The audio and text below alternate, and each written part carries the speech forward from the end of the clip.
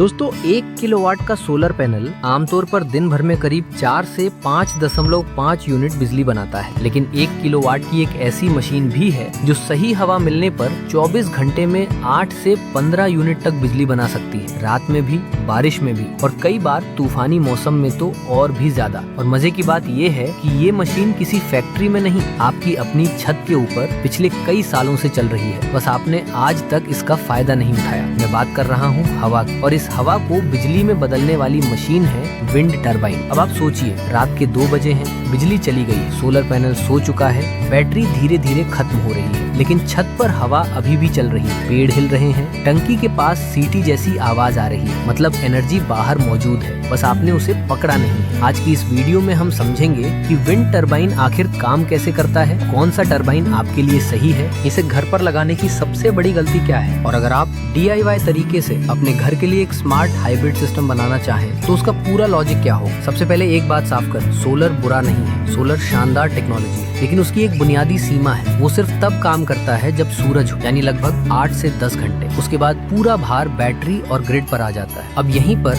Wind energy game बदल देती है, क्योंकि हवा दिन में भी चलती है, शाम में भी चलती है, और कई जगह रात में तो दिन से ज्यादा तेज चलती है। इसलिए अगर सोलर और विंड को साथ में समझा जाए तो दोनों दुश्मन नहीं, बल्कि एक दूसरे के सबसे मजबूत पार्टनर है। दिन में सूरज बैटरी चार्ज करता है, रात में हवा बैटरी को गिरने नहीं देती, और यही वजह है कि एक अच्छा हाइब्रिड सिस्टम आपके बिजली बिल को बहुत कम कर सकता है और बैटरी की लाइफ को भी काफी बढ़ा सकता है। अब बात करते हैं विंड टरबाइन काम कैसे करता है। इसका बेसिक लॉजिक बहुत सिंपल है। हवा ब्लेड्स को घुमाती है, ब्लेड्स एक शाफ्ट को घुमाते हैं, शाफ्ट के पीछे लगा जनरेटर घूमता है, और जनरेटर के अंदर मैग्नेट और कॉइल्स की मदद से बिजली पैदा होती है। यानी हवा चली, ब्लेड घूमा, जनरेटर चला और बिजली बन गई। लेकिन असली फर्क मशीन के डिजाइन में आता है, क्योंकि मार्केट में मुख्यतः 2 तरह के विंड टरबाइन मिलते हैं, हॉरिजॉन्टल और वर्टिकल। हॉरिजॉन्टल टरबाइन वही होता है जो आपने फिल्मों, खेतों या बड़े विंड फार्म्स में देखा होगा, जिसमें पंखे जैसे ब्लेड आगे की तरफ लगे होते हैं। ये लिफ्ट प्रिंसिपल पर काम करता है और हवा से कई गुना ज्यादा RPM पर घूम सकता है, इसलिए इसका जनरेटर छोटा और सस्ता बन जाता है। और यही कारण है कि 1 किलोवाट का हॉरिजॉन्टल विंड टरबाइन आमतौर पर 40 से 45 हजार रुपए के आसपास मिल जाता है। अगर आपकी लोकेशन खुली है, जैसे गांव, फार्म हाउस, खुले मैदान या ऐसी छत जहां चारों तरफ हवा बिना रुकावट के आती हो, तो हॉरिजॉन्टल टरबाइन बहुत बढ़िया आउटपुट दे सकता है। लेकिन इसकी कुछ शर्तें हैं। इसे सही दिशा में हवा चाहिए, इसे ज्यादा ऊंचाई चाहिए, और ये थोड़ा बहुत आवाज भी कर सकता है। अब आते हैं वर्टिकल विंड टरबाइन पर। ये अक्सर खूबसूरत डिजाइन में आता है, कई बार फूल जैसा दिखता है और शहरों के लिए ज्यादा आकर्षक लगता है। इसका सबसे बड़ा फायदा ये है कि ये हवा किसी भी दिशा से आए काम कर सकता है। इसका शोर बहुत कम होता है और कई डिजाइन कम हवा में भी स्टार्ट हो जाते हैं। लेकिन इसकी कीमत ज्यादा होती है, क्योंकि कम RPM पर बिजली बनाने के लिए इसका जनरेटर बड़ा और भारी बनाना पड़ता है। इसलिए 1 किलोवाट का अच्छा वर्टिकल टरबाइन 80 से 90 हजार रुपए तक जा सकता है। अब सवाल ये नहीं है कि कौन सा बेहतर है, सवाल ये है कि आपकी लोकेशन के लिए कौन सा बेहतर है। अगर आपके पास खुली हवा है और बजट कम है तो हॉरिजॉन्टल समझदारी है। अगर आप शहर में हैं, शोर नहीं चाहते, हवा की दिशा बदलती रहती है, या आपको कम हवा में भी स्टार्ट होने वाली मशीन चाहिए, तो वर्टिकल बेहतर हो सकता है। लेकिन अब आता है इस पूरी कहानी का सबसे महत्वपूर्ण हिस्सा, और वही गलती जिसकी वजह से 90% लोगों का विंड टरबाइन बेकार साबित होता है। लोग टरबाइन खरीद लेते हैं, उसे छत की रेलिंग पर लगा देते हैं, पानी की टंकी के पास फिट कर देते हैं, या पड़ोसी की दीवार के बराबर ऊंचाई पर लगा देते हैं। फिर कहते हैं मशीन घूमती तो है लेकिन बिजली नहीं बनाती। असल में टरबाइन को हवा चाहिए, लेकिन कोई भी हवा नहीं, उसे चाहिए साफ, सीधी, स्मूथ हवा, जिसे इंजीनियरिंग की भाषा में लेमिनार फ्लो कहते हैं। जब हवा किसी दीवार, टंकी, पैरापेट, छज्जे या दूसरी इमारत से टकराती है तो वो टर्बुलेंट हो जाती है, यानी झटकेदार और बिखरी हुई। ऐसी हवा टरबाइन को हिलाती है, झटका देती है, शोर कराती है, लेकिन लगातार ताकत नहीं देती। इसलिए रूल ऑफ थंब बहुत सिंपल है, आपकी छत पर जो भी सबसे ऊंची रुकावट है, टरबाइन का सबसे निचला ब्लेड उससे कम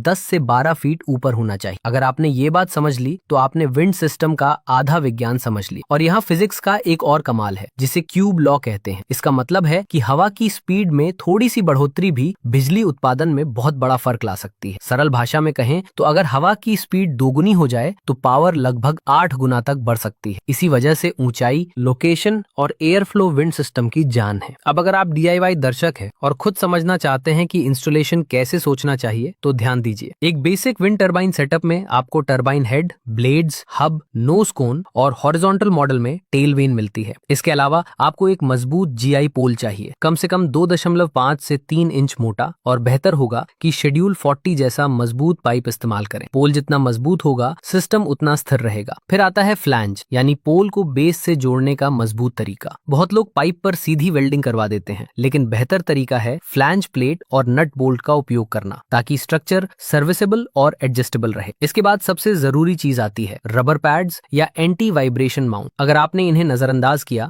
टरबाइन की वाइब्रेशन पाइप से होते हुए पूरी छत और फिर पूरे घर में गूंजेगी। आपको लगेगा जैसे मशीन ज्यादा काम कर रही है, जबकि असल में ऊर्जा कंपन में बर्बाद हो रही होगी। इसलिए पोल के बेस और टरबाइन के नेक या माउंटिंग पॉइंट पर वाइब्रेशन आइसोलेशन बहुत जरूरी है। इसके बाद गाय वायर या स्टील सपोर्ट वायर्स लगते हैं, जो पोल को 3 दिशाओं में स्टेबलाइज करते हैं, ताकि तेज हवा में पोल झुके नहीं। अब वायरिंग की बात करें तो 2 तरह के सिस्टम मिलते हैं। कुछ जनरेटर डीसी आउटपुट देते हैं और कुछ एसी। अगर आपका जनरेटर डीसी आउटपुट दे रहा है और टरबाइन ऊंचाई पर लगा है, तो लंबी डीसी केबल में करंट लॉस हो सकता है, खासकर अगर केबल गेज सही ना हो। इसलिए कई प्रोफेशनल सिस्टम्स एसी जनरेशन करके नीचे कंट्रोलर तक लाते हैं और फिर रेक्टिफाई/रेगुलेट करते हैं। डीआईवाई सेटअप में आपको सबसे पहले मैन्युफैक्चरर की इलेक्ट्रिकल स्पेसिफिकेशन समझनी होगी। Output voltage range, current, braking system, dump load requirement और कंट्रोलर कंपैटिबिलिटी। अगर आप सिर्फ विंड सिस्टम लगा रहे हैं तो एमपीपीटी या डेडिकेटेड विंड चार्ज कंट्रोलर जरूरी होगा। और अगर आप सोलर और विंड दोनों को मिलाकर बैटरी बैंक चार्ज करना चाहते हैं तो हाइब्रिड कंट्रोलर सबसे अच्छा विकल्प होता है। यही हाइब्रिड कंट्रोलर असल में इस पूरी कहानी का हीरो है, क्योंकि ये दिन में सोलर से चार्ज लेता है और रात में विंड से। अब रियल नंबर्स की बात करें, मान लीजिए आपके पास 1 किलोवाट का एक अच्छा सोलर सिस्टम है। मौसम अच्छा हो तो वो करीब 4 से 5.5 यूनिट प्रतिदिन देगा, लेकिन रात में 0। अब अगर उसी घर में सही लोकेशन पर 1 किलोवाट का विंड टरबाइन लगा हो तो एवरेज लोकेशन में 8 से 12 यूनिट और अच्छी विंडी लोकेशन में 12 से 15 यूनिट तक मिलना संभव है। लेकिन ध्यान रहे, ये हर शहर में, हर छत पर, हर मौसम में एक जैसा नहीं होगा। विंड सिस्टम हमेशा लोकेशन डिपेंडेंट है। यही वजह है कि सीरियस इंस्टॉलेशन से पहले local wind pattern, rooftop height, obstruction analysis और सीजनल वेरिएशन समझना बहुत जरूरी है। लेकिन एक बात लगभग हर जगह सही है, जब सोलर वीकेस्ट होता है, यानी बादल, बारिश, आंधी, तूफान या रात में, तब विंड अक्सर स्ट्रॉन्गेस्ट होती है। यानी जहां सोलर फेल करता है वहीं विंड संभाल सकता है। अब बैटरी लाइफ की बात करते हैं। अगर आपका घर सिर्फ सोलर प्लस बैटरी पर चल रहा है तो रात में बैटरी डीप डिस्चार्ज होती रहेगी। डीप डिस्चार्ज बैटरी लाइफ को बहुत जल्दी खत्म करता है। लेकिन अगर रात में विंड टरबाइन बैटरी को लगातार टॉप अप करता रहे तो बैटरी उतनी नीचे गिरेगी ही नहीं। इससे लीड एसिड बैटरी की लाइफ प्रैक्टिकल यूजेज में काफी बढ़ सकती है और लिथियम सिस्टम में भी साइकिल स्ट्रेस कम हो सकता है। मतलब विंड सिर्फ बिजली नहीं बनाता, इनडायरेक्टली आपकी बैटरी इन्वेस्टमेंट को भी प्रोटेक्ट करता है। अगर आपकी नेट मीटरिंग लगी है या फ्यूचर में टाइम ऑफ डे टैरिफ बढ़ता है जहां रात की बिजली महंगी हो, तो विंड सिस्टम का फायदा और बड़ा हो जाता है, क्योंकि वही रात में जनरेशन देगा। अब फाइनल वर्डिक्ट बहुत साफ। अगर आप ऐसी डेंस सिटी में रहते हैं जहां चारों तरफ ऊंची इमारतें हैं, छत पर हवा साफ नहीं आती और टरबाइन को पर्याप्त हाइट नहीं दे सकते, तो सिर्फ सोलर प्रैक्टिकल चॉइस है। लेकिन अगर आपके पास खुली छत है, गांव का घर है, फार्म हाउस है, कोस्टल एरिया है, हिल जोन है, या आपकी बिल्डिंग आसपास की बिल्डिंग से ऊपर है, तो विंड टरबाइन आपके लिए गोल्ड माइन साबित हो सकता है। और अगर आप सबसे स्मार्ट सिस्टम बनाना चाहते हैं तो बेस्ट अप्रोच है हाइब्रिड सोचिए। डे के लिए सोलर, नाइट और बैड वेदर के लिए विंड। यही future ready rooftop energy system है। तो अगर आप DIY लवर हैं, मेकिंग वीडियोस पसंद करते हैं और अपने घर की इलेक्ट्रिसिटी को अगले लेवल पर ले जाना चाहते हैं, तो विंड टरबाइन को खिलौना समझकर इग्नोर मत कीजिए। ये छोटी मशीन सही जगह लग जाए, सही ऊंचाई मिल जाए, सही कंट्रोलर से जुड़ जाए और वाइब्रेशन तथा एयर फ्लो का ध्यान रखा जाए, तो ये आपकी छत पर लगा हुआ एक रियल पावर प्लांट है। और अगर गलत जगह लगा दिया तो ये सिर्फ शोर करेगा और आपका पैसा डुबो देगा। इसलिए याद रखिए, विंड सिस्टम की सक्सेस मशीन से कम और location, height, air flow, mounting और कंट्रोल इलेक्ट्रॉनिक्स से ज्यादा तय होती है। अगर आप चाहें तो अगली वीडियो में हम स्टेप बाय स्टेप एक complete DIY rooftop wind solar hybrid system का 3D ब्रेकडाउन करेंगे, जिसमें pole design, controller wiring, safety brake, dump load, battery connection, inverter integration और रियल कॉस्ट एनालिसिस सब डिटेल में समझेंगे।